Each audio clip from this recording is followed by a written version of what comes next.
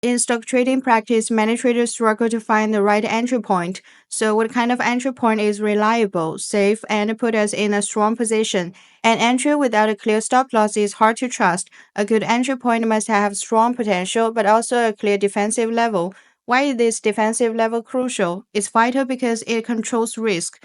Just like a soldier wearing body armor versus no armor, the outcomes differ greatly. Risk significantly reduces, thus defensive levels control risk, while profit has no upper limit.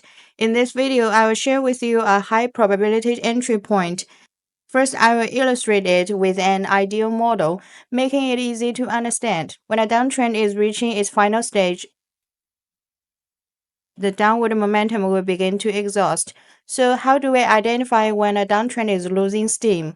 We can use momentum indicators like the MACD to look for divergence. That's one way to judge exhaustion. For example, on the daily chart in a downtrend, you may see MACD forming a divergence pattern. That's when the price could start to reverse higher. And for this reversal to take a hold, it must break through the prior consolidation zone. What do we mean by consolidation zone? It's this overlapping price range you see here.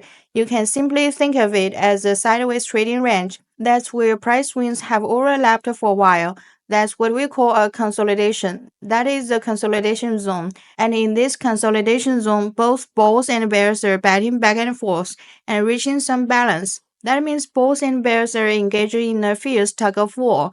Eventually, the bears gain some advantage and push the prices lower. But this further drop is really the last of their strength.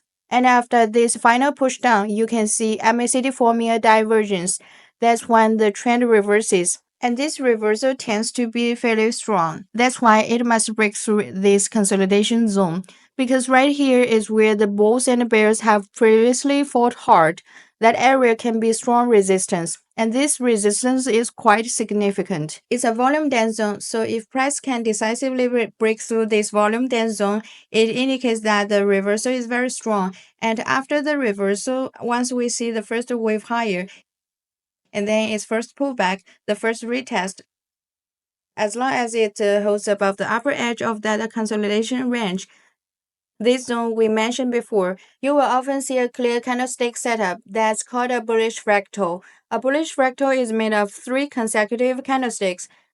Here's what it looks like with three consecutive candles. The middle one's high and low must be lower than the highs and lows of the two candles on either side. That's a key pattern. For example, in that middle candle, its low is lower than the lows of the two candles on either side, and its high is also lower than the highs of the two neighbors. That forms a clear bullish fractal. When you see that signal, it's often a good buy point, and it's a fairly reliable one too. The odds of the price heading higher are strong because it already broke through the prior consolidation zone, the volume cluster, and the resistance zone there, and now it's retesting. That sets up a very solid buy point. Once we have that buy point and we've already judged earlier that it broke through the prior consolidation, that shows the strength is there. It's strong. This reversal signal is solid. The bullish fractal setup is the confirmation for us to buy. Why wait for the bullish fractal? Because it signals a short-term bottom. When price breaks the consolidation, then forms a bullish fractal on the first pullback. That's a clear buy signal. And with the fractal, we can also define an effective stop level. We don't just want a good entry point, we also need to know where to protect ourselves. If things don't go as planned and the price moves against us, what do? That's why we need a stop. We need to exit in time. Where's that stop? Just below the low of the bullish fractal. That's a spot. That's where to place your stop. In other words, your risk control. You have to manage that risk well. A good setup should have strong upside potential and a clear stop level. If you get both right, you have control of your risk. You're trading a controlled risk for unlimited upside. Why do I say unlimited upside? Because when a downtrend ends and a reversal starts, the stronger that reversal, the bigger the rally can be. And the odds of that rally are very high. This is a high probability buy point and is very reliable. So through this ideal setup, we've shared these explanations with you. There are a few key points to stress about the buy timing. First, at the end of a downtrend, you can use different time frames. That could be the daily chart, the 1 hour chart, or other time frames as well. When price reaches the tail end of the downtrend, what that means is this drop is nearly over. That's why you will see divergence. Divergence is telling you that the bearish momentum is running out, is fading. That's why we see signs of a reversal. That's why divergence appears. But after divergence, just because it appears doesn't mean the trend will reverse. That's not enough on its own. What do we look for next? We wait for a rebound. After the divergence, the market usually bounces strongly. And then we need to see whether this bounce can break the prior consolidation zone, that prior volume dense area. Only if it breaks through and holds above that dense area can we say this reversal has a high success rate. That's what gives it credibility. Once it breaks through this volume dense zone, the first pullback is very important. That first retest should form a clear bullish fractal. That's a key signal, and that strengthens the setup. Of course, even if it never falls back into the core of that consolidation, as long as it holds the top of that zone and gets support, that's still valid. That would also be a strong buy setup. But if we have a bullish fractal, it's easier to define our stop. And knowing where the stop is matters a lot. That's very important. When trading this setup, you must plan for the worst. That's what you do if things don't go as expected. If price goes the upside way, what do you do then? That's when you need to cut losses quickly. Don't hesitate. That's why we say to always have a plan and prepare that plan in advance. If you don't have one, you will hesitate in the moment, and that hesitation can cause you to make mistakes. That indecision is costly. And if you miss the optimal exit, your losses can grow larger. When you have no plan, you become confused. And the loss snowballs. That's losing control. That's why we always say to prepare in advance. Have a plan. If price doesn't go the way you expected, cut losses immediately. No second guessing, no hesitation. Every extra minute you wait is extra damage to your capital. That's why when you spot a bullish fractal, you have a perfect place for a stop loss. Right under it, that's your level.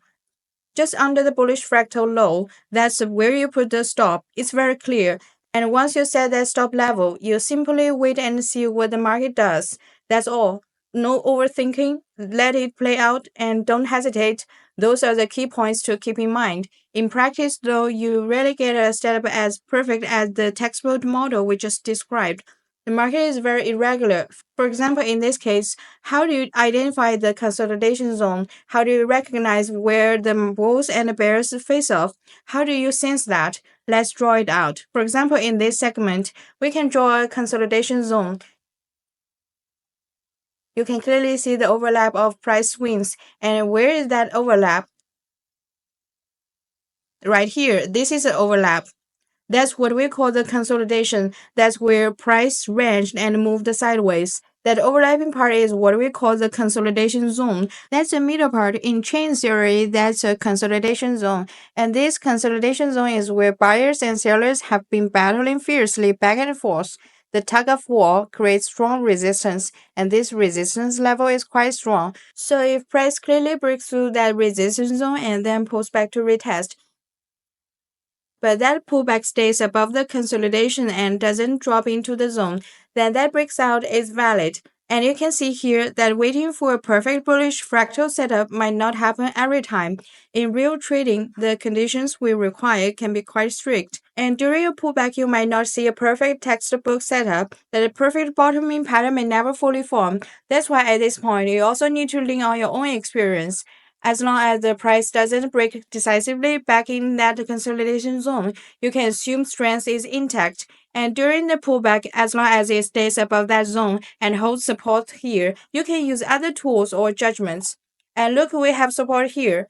For example, you could use a golden cross or other indicators. Say the MACD forms a golden cross here, right? As long as price doesn't drop back into the consolidation zone, as long as it stays above that upper boundary, you can call this valid. That's one of the criteria we said. We use a bullish fractal as an important signal, and at this point, you can clearly see the bullish fractal is there. That's the time to enter, and make sure to put your stop just below the low of the bullish fractal. And then what do you do next? You wait for the price action to play out. Let the market do its thing. This setup is highly successful and there's a reason why the odds are good. Why that? Because by analyzing the structure of the chart, we identify the market's direction and its underlying strength.